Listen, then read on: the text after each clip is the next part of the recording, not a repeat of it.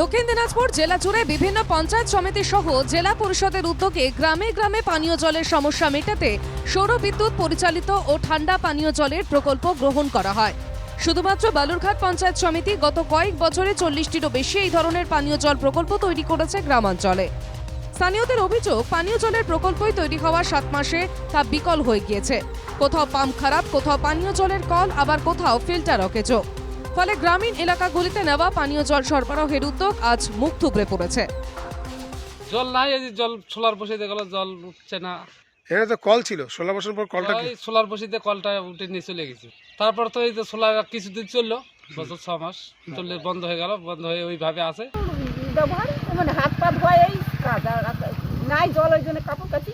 আচ্ছা, কাপড় কাচাটা এইটুকু বাড়ির কাজই। এটা কত বছর আগে তৈরি হয়েছিল? বলেছে 3 বছর কিনে হলো। আচ্ছা, তারপরে 1 বছর এরকম করে চললো লাল জল, তারপরে বন্ধ হয়ে গেছে। পানীয় জলের প্রকল্প অকেজো হওয়ার কথা স্বীকার বালুরঘাট পঞ্চায়েতের। না, একদম সেটা আমি মনে করি না যে 3-4 মাস চলার পরেই বন্ধ হয়ে যায়। এটা নিশ্চিত করে বলতে পারি আমরা 3 মাসের মধ্যে এই যত আপনার সোলার ড্রিঙ্কিং ওয়াটার যে পাম্পগুলো আমরা তৈরি করেছি সাধারণ মানুষের সুবিধার জন্য, আমরা প্রত্যেক কটা শাড়ি তুলবো, এটা আপনাকে আমি নিশ্চিত করে বলতে পারি।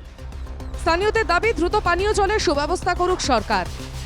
গ্রামীণ এলাকার যে উদ্দেশ্যে এই প্রকল্প নেওয়া হয়েছিল সেই প্রকল্প কিন্তু বাস্তবায়িত আজও পর্যন্ত হতে পারেনি বলে দাবি করছেন স্থানীয় বাসিন্দারা। দক্ষিণ দিনাজপুর থেকে সন্তোষ দাসের রিপোর্ট, NKTV বাংলা।